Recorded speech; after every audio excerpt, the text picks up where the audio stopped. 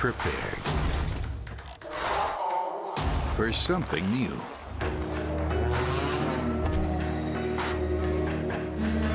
Everyone is different. So are you. Stay straight. No masquerades. Do things that you'll remember. You can push too far, but stay fair. Stay on track. Give it your all. Get to the bottom of things. Decide what's right. Don't believe in what the others do. Find it out for yourself. Be close to it all.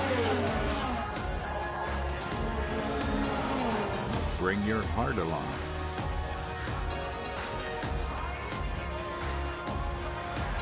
Follow your goals. Reach for the stars. Turn the weekend into the loudest party of your life. Are you prepared? Well, hi everyone, a very good afternoon to you. Welcome to a dreary and drizzly Hockenheim on race day 2, Sunday. Alongside me, race driver Alex Toril. Worst possible conditions because it's not really raining, it's just kind of drizzled, so it's a bit damp. Yeah, good afternoon, Dave. As you said, it's a difficult situation of the track. Somehow the drivers, we prefer either a really wet track or a really dry track, but this mixed condition doesn't make it any nicer for the drivers. Well, of course, what they're about to do is the, Jens Marquardt laughing away there, is the qualifying session to set the grid for this afternoon's race. Both races across the weekend now, 55 minutes plus 1 lap as we look at Maro Engel there, who you and I were having a cup of tea with last night. And Maro didn't finish the race yesterday in the way that he would have wanted to, of course, so he's got big hopes and aspirations for today. Qualifying then, short, sharp, sweet, 20 minutes. Got to get that car as far up the grid as you possibly can, and if you're in the top 3 in the grid for 2017, you actually bank points for doing that, which is why as we go into race number 2, Lucas Auer leading the points on 28, because of course 25 points for the win, 3 points for pole position.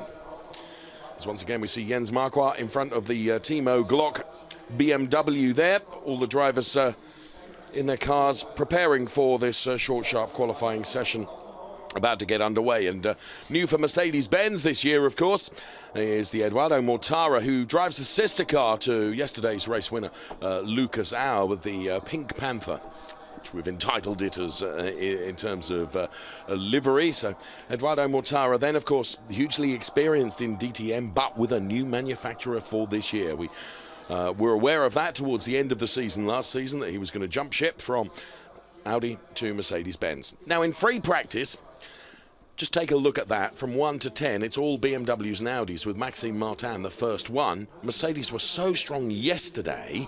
Where were they in free practice? Best of them was Pavitluk P11. What's that all about, Alex? How can you go from being race winners in day 1 to free practice day 2 and you're not even in the top 10? I was during the stop between free practice and qualifying. I had some talks with some friend of mine. Let's not say the name.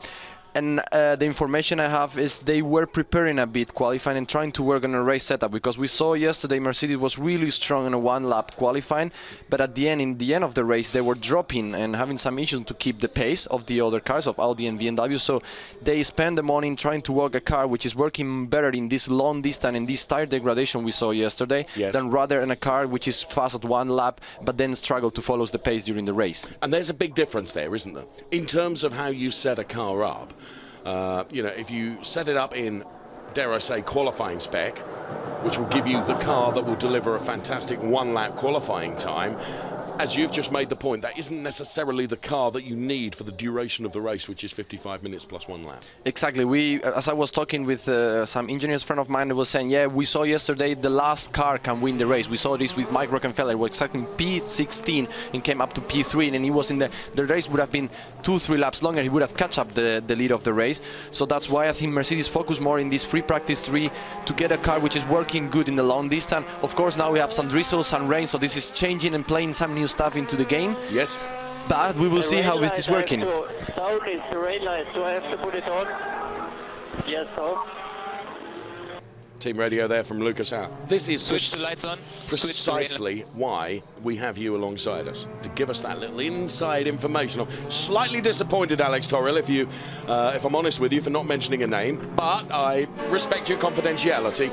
We need to keep it for the rest of the season. I don't want Yes, we want the information, so yeah.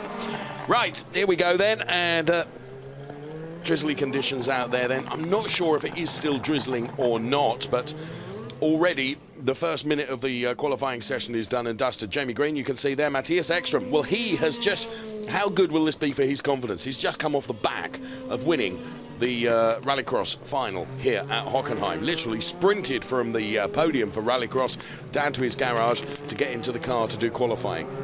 Must give him a good feeling knowing that he's a race winner already today. Yeah, I mean, it gives you the confidence that half of the job is done, but you need to really be smart driving and adapt quick to a new car, because here is not sideways. Here you have to keep the car as smooth as possible on the line.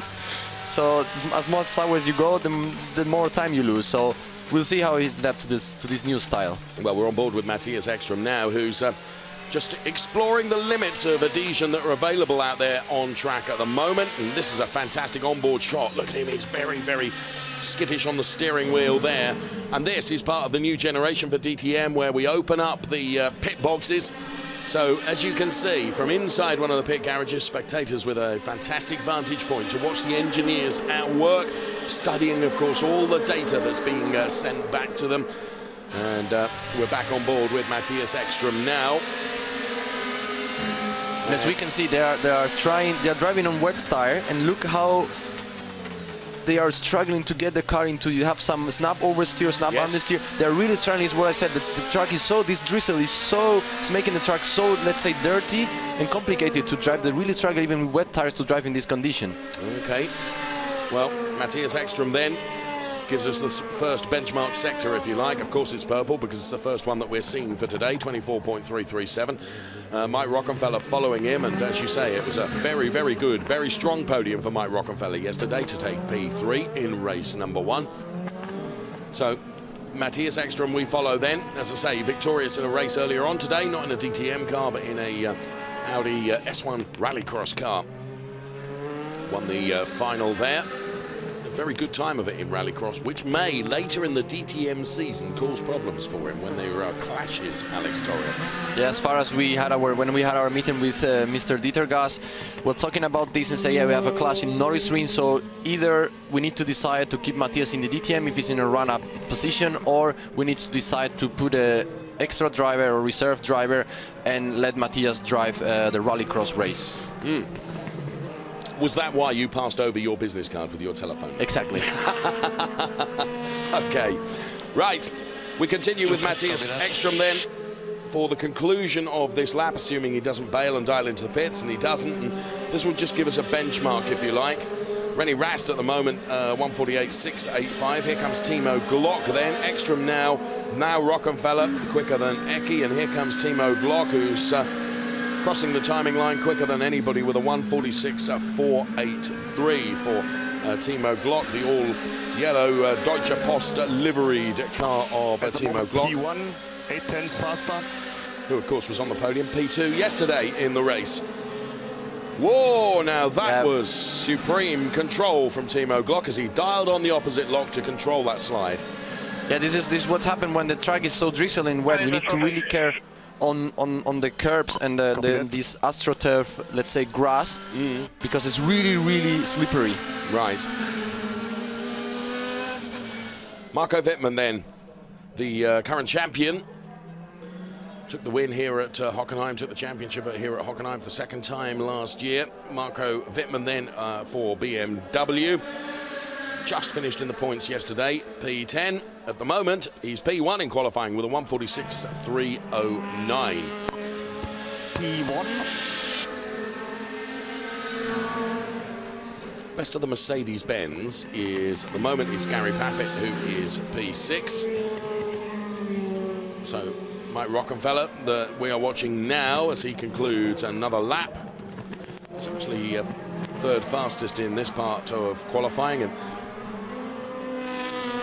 already 5 minutes of the qualifying session have gone. Very short qualifying session, just 20 minutes, not very much time between qualifying and the race either for the engineers to adjust the cars and make any amendments that they want to. Here comes Rocky then. He's 1:45.368, gives him P2 currently, with Eki the fastest with a 1:45. No, now it's Blomqvist with a 1:44.616 for BMW. And Marco Wittmann fighting with the car then. That will have compromised that lap for him, won't it?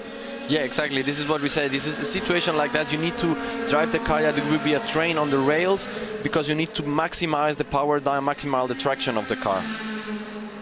You can see there, it was better than everyone through Sector 1 and then only a PB in Sector 2. But nevertheless, we will see, in my opinion, the tires improving lap by lap, and towards the end of the qualifying, when it's the time we're gonna decide the position for the race, because as far as the more they are driving, the more the track will improve. Yes. So they will be improving lap by lap.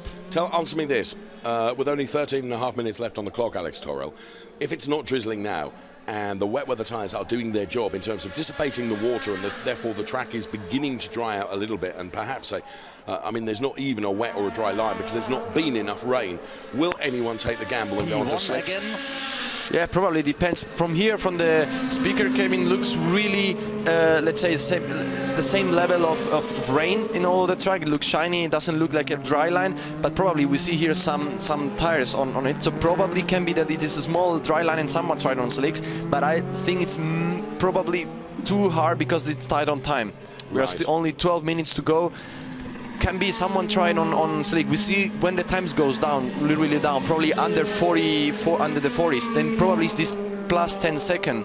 It's always like a benchmark. Okay. To know, so when you have more or less 10 second plus compared to slick time, that's dry time, that's a bit the benchmark to know, okay, we try now on slick time, and can be that we improve. Okay. So it's Wittmann, Maro Engel, Matthias Ekström, Tom Blomqvist at the moment. Jamie Green just crosses the timing line. And Maxime Martin now goes P1 with a 1:42.591. So at the moment it's a BMW Fest P1 and P2 with Maxime Martin and Marco Wittmann. Then we find Robert Wickens and Maro Engel.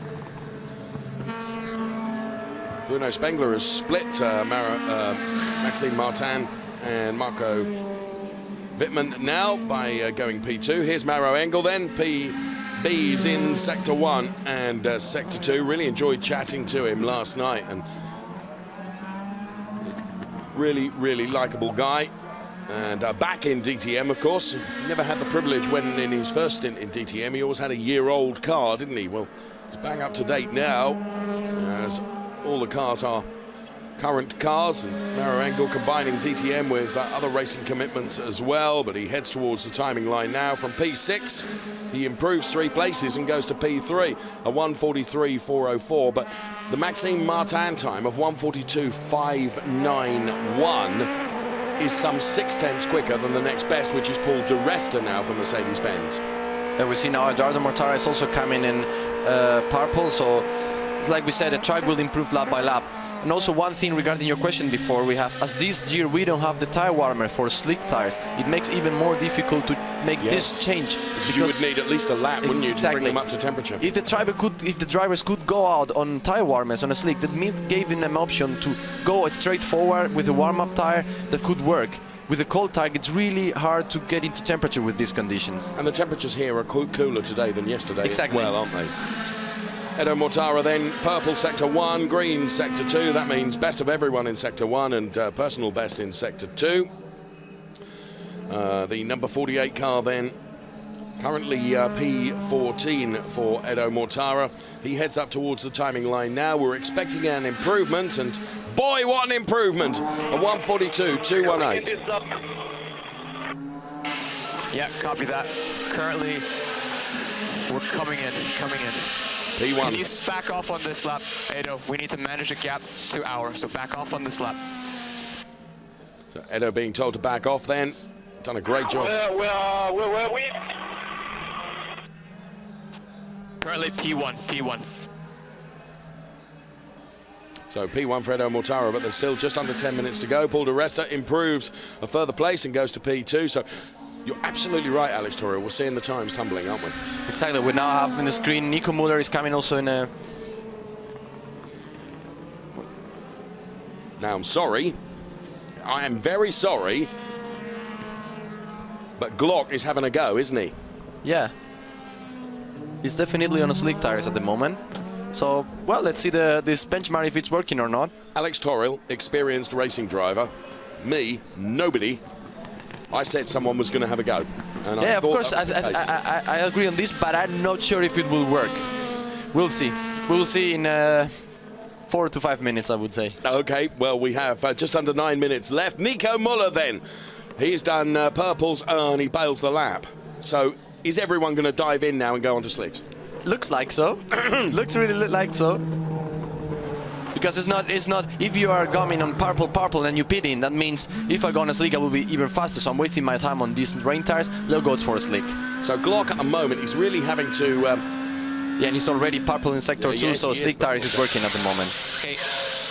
Don't leave. We have to change the engine blanking in the front, so stay. Timo at the purple sector 2, purple 2. So look, Glock has gone P4 on slick tyres. Now, that's only going to improve on this lap as well. Up. Exactly. As the tyres warm up a bit. Yeah, we saw a bit like I was saying, this Go, 10 seconds benchmark. And Rocky is also now on a slicks and coming purple, so... But this is gonna still be in the same. Drivers will keep improving towards the end of the qualifying. But now with, you know, they've made the decision when they have, which just gives them enough time, doesn't it? Exactly. Because you're right, no tyre warmers anymore. They have to go out on cold tyres. They're going to need a lap, maybe a lap and a half, New tires. to bring those tyres up to temperature, but that's still going to give them enough. Slick tires. You have slick tires and new slicks. So Lucas Auer being informed then is going on to slick tyres. Here comes Mike Rockenfeller from Target is to create P15 to temperature P1. 137.005. I mean, that's a huge jump from the 142s, isn't it? Let's see what's happening here. Also slick tires. Only 2 engineers allowed to work per side of the car now for tyre changes. Here's Timo Glock then. Purples in both sectors. So just the final sector, this sector to do for Timo Glock, but it's looking very strong for him. He's not got traffic ahead of him. So he's in a position now. He was the first one, we think, to make that decisive change to go onto slick tyres. Yellow flag. Turn 6, someone's gone off. Timo Glock goes P1 now, 135.933. We're not just seeing tenths come off here, we're seeing huge lumps. Exactly, that's... let's see what's happening in Who turn went off? 6. Who went off? Robert Wickens or Mike Rockenfeller? Who was? Oh. I just think that Robert wasn't even aware that he was there, was he? Yeah. Yeah, but this is what you're saying. The track is improving and improving, and people is 8 just seconds behind you, rubbing 8 off seconds behind you, of time, so not even create tenths. gap if you want. Keep in mind, create temperature. Create temperature in your slicks. Augusto Farfus then, and interesting that the engineer was talking about the temperature in those slicks now, because of course they're non-warmed. Yep. In the past, in DTM, the tyres would have been warm before they were even put on the car, but Yeah, it's very easy to get temperature in, to be honest. that's not the case anymore. So Augusto Farfus now. And there he's just exploring the limits of where you can't find the grip, and he certainly didn't find it there, did he? Yeah, the situation now for the driver is really hard. You have to brake every lap, and the lap you go and you brake, it's a bit drier, so you can brake even later, and every lap you can chip a little bit more away when you are in this situation. So it's really hard to find the limit for the driver. You have to improvise a lot, yes, and really at some point trust, because it can be that you are braking one lap at 100 meters, yes, and then you can brake at 80 meters, okay, because it's improving. More rubber on the track, less water, less dump, okay, and more temperature on the tires as well. Oh, that was a big sideways moment for Timo Glock as well, as he gets the car in a beautiful drift, but that is by far and away not the quickest way around a turn. No. Absolutely not. That's all the same. You have to really stick on this one line, which is dry. Under investigation now is the incident we just saw with Robert Wickens and Mike Rockenfeller. As I say, from my vantage point here, it just looked like Robert Wickens wasn't even aware of the fact that he was really closing and closing very quickly. Incidentally, Robert Wickens is the fastest man out there at the moment with a 1:35.828. On board with Marco Wittmann then, he's PB'd Sector 1 and Sector 2. He rounds the final turn now at Hockenheim to head for the timing line. From P8, Marco Wittmann launches himself up the order to P1. Brilliant last sector from Marco Wittmann in the BMW, just again as the grip is coming back and the heat is in the tyres. Augusto Farfus now. Purple Sector 1, green Sector 2. This could be a very good time from Augusto Farfus then in the number 15 BMW. Looks like the second sector is not there. Mike Rockenfeller did a really good second sector. Whoa! And Augusto Farfus getting that very wrong, dials out of that lap and into the pit lane. Mike Rockenfeller now quickest, 1:33.054. Marco Wittmann then also exploring the limits of the track adhesion. And what have we got? Just 3.5 minutes left. 2. Didn't even try and turn in, did he? He knew that it wasn't going to be there. And best case, when you have this situation of lockup, the best thing is keep straight forward. Okay. Manage to slow down the car till you arrive at the speed where you can turn in. Right. Okay, we're watching the car of Gary Paffett now, the Mercedes-Benz driver, who's currently languishing down there in P10, as you can see from the LED indicator in the rear quarter light. Edo Mortara just crossing that line. Here comes Gary Paffett then. There's Robert Wickens, who just moments ago was P1, now finds himself in P5. The 2 times there for comparison for you between Robert Wickens and Mike Rockenfeller. Wickens goes back to the top of the chart and 1:32.902. Quickly followed by Mike Rockenfeller, who took 4/10 out of it with a 1:32.444. So really seesawing between the two of them at the moment, and we've still got 2.5 minutes. Gary Paffett now goes P2. He did purples in Sector 1 and Sector 2. And on board now with Matthias Ekstrom, who is currently way down the order P10, but is pushing that car. Now you can see he's done purple sector, Sector 2. It was a PB in Sector 1. See where Matthias Ekstrom can... 2 laps to go, reference lap time 32.4. Well, he's going P3, look, 1:32.474. Alex, you're laughing. Yeah, I'm just laughing because the engineer of Matthias Ekstrom is a good friend of mine, Arnau Newbo, was engineer of my brother, and you can exactly detect this Spanish accent on the radio. Okay. So you got no information to bring us then. It was just love the accent.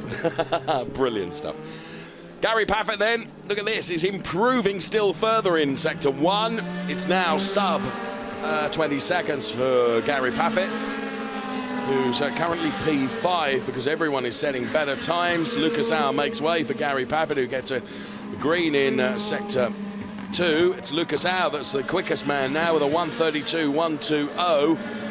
Are we going to see a sub 1:32, do you think, Alex Toro? Can we extract that much out? There are some, we see now Paffett was in a good first sector, second sector is not so there. Let's see now the third sector, but probably someone will chip some tenths away. Here comes Paffett then across the line. One more lap. Close to. Just 2 100ths out of it. He goes P1 with a 1:32.025. We've got to see a sub 1:32 time before the end of this session, of which there are just 45 seconds left. We're on board with Timo Glock.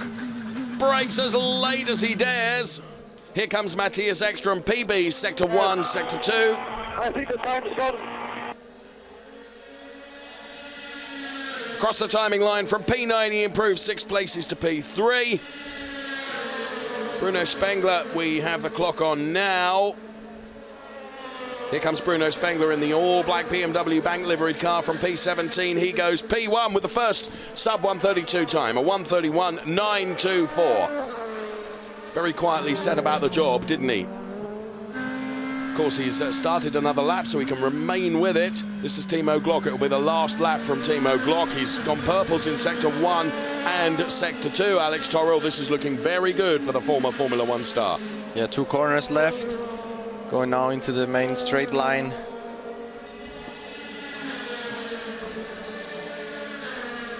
And Timo Glock goes quickest, 1:31, Timo at the moment 4:06. Easy in, easy in.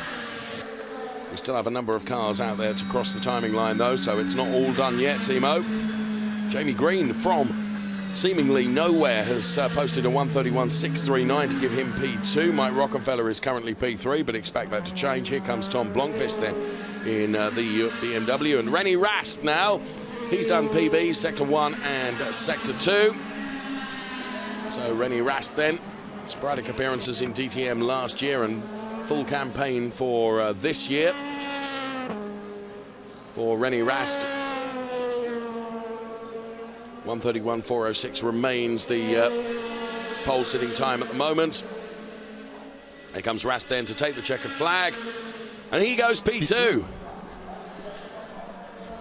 Augusto Farfus now, again, PBs in Sector 1 and Sector 2. He has 2 more turns to do before the all-important timing line. So what can Augusto Farfus deliver? He was down there languishing in P18. It's going to be vastly superior to that, providing he holds it together. It's P2 for Augusto Farfus in BMW. Look how happy they are there. Boxes lap, mate. Boxes lap. That's P2 just behind Timo. P2 just behind Timo. So Augusto Farfus then for the RMG team with a 1:31.432. Some 3/10 over Timo Glock. No, it's 3,000. 3,000, sorry, yes. Looking at the wrong part of the timing screen. 3/100ths. Isn't it? Close. No, it's close. That's really close. So now front row for BMW, P1 and P2. We have BMW front row. Then it's an all Audi second row with Rennie Rast and Jamie Green. And then Mercedes, the best of the Mercedes, is Eduardo Mortara in P5. Then we see Mike Rockefeller, Bruno Spengler before the next of the Mercedes, which is Gary Paffett, who is P8. Now, yesterday's race winner, Lucas Auer, is P9. And Maro Engel then taking P10. So, 1:31.406. Good point you make. Champion Marco Wittmann. Down there right at the bottom, P18. Going to have a lot of work to do from there. So that means it's 3 points for Timo Glock, 2 points for Rennie Rast, and a point for Jamie Green in the championship. Wait a second. I think they just cancel Gustav Farfus lap time, probably track limits, because it's now P18. Oh, Last you're right. standing. 1 second. You're right. So now it's Glock, Rast, Green. We have no information on our information screen. So we're watching the Augusto Farfus car now.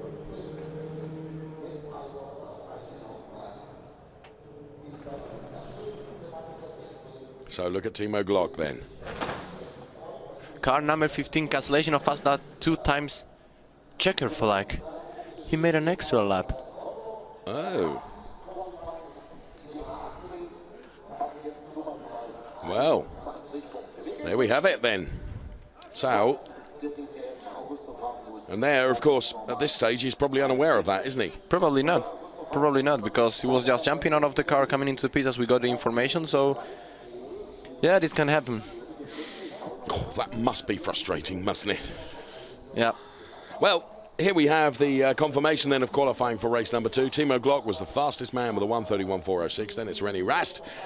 Then Jamie Green, Eduardo Mortara, Mike Rockefeller, Bruno Spengler, Gary Paffett, Lucas Auer, Maro Engel, Matthias Ekstrom then, rounding out the top 10 in qualifying. That gives us the grid for race number 2. Then it was Paul di Resta, Nico Muller, Loic Duval, Tom Blomqvist, Maxime Martin, Robert Wickens, Marco Wittmann, and the cancellation of the Fast time from Augusto Farfus means that he will be starting the race from P18. He'll be bitterly disappointed over that, having done so very well. But there we have it. As you say, as a racing driver, sometimes you have to take the lows as well as the highs, Alex Torre. Yeah, exactly. And I mean, I can be in his skin because sometimes you're so focused on driving that it can be that he crossed the line 1 second before, or 1 second after the checkered flag. So it can be that he even reached to watch it. But when it's 0-0, it's top of lap timing. Yes. And then it's no more chance. And there is Augusto Farfus then, and here he is. It's just going to be too late, Alex Torre. Flag to the left-hand side of your picture. Look where the line is. Look where Augusto is. There. Yeah. Just too late. Yeah, I mean, this is a situation. That was blooming close. Yeah, because we have the checker flag almost where the start finish line is, or the timing line is. So it's really hard. Here you don't have the view parallel to your right side. Sure. But things happen, and that's racing. Well, and there we can see it from yet another angle. It was a tenth of a second. And there is a very disappointed Augusto Farfus. There, though, is a very happy Timo Glock. Yeah, there we see how much a tenth means in motorsport. It's not even on the lap time. No. On the lap. It means as well 1/10 more or less. You can decide either you drive one more lap or not. Yeah. Either you are P18 or P2. Right, let's take a look at what will be the grid for race number 2 then. And on the front row, it's Timo Glock. Alongside him for Audi will be René Rast. Row 2 finds Jamie Green, and good qualifying from Eduardo Mortara from Mercedes-Benz. He's the best of the Mercedes drivers. Before we find Mike Rockenfeller and Bruno Spengler. Both had spells right at the top of the timing screen. Then Gary Paffett and Lucas Auer. Bear in mind, Auer was yesterday's race winner. Maro Engel and Matthias Ekstrom go P9 and P10. To the 6th row of the grid, we find Paul de Resta and Nico Muller. And then going from P13 and P14, it's Loic Duval and Tom Blomqvist. Onto the 8th row of the grid, it's Maxime Martin and Robert Wickens. Bear in mind, Robert Wickens still under investigation during that qualifying, and bringing up the rear, Marco Wittmann and Augusto Farfus. So 2 BMWs right at the back of the pack as well. Super slow-mo of the fastest man out there during qualifying. This is Timo Glock, and the Timo Glock team very happy indeed. Team RMG. This is René Rast then. The Audi Rosberg team delivering a fine qualifying result for René Rast. And Jamie Green then. Many tipped as being the man. Last year, wasn't able to do it. Can he do it this year? Still at the very early stages of the season. The Team Rosberg driver, Jamie Green. Of course, was involved in a skirmish yesterday. And there's Robert Wickens. Bitterly disappointed down there in P16. Crazy qualifying. Looking forward to an entertaining race. Join us for that. From Alex and myself, bye-bye for now.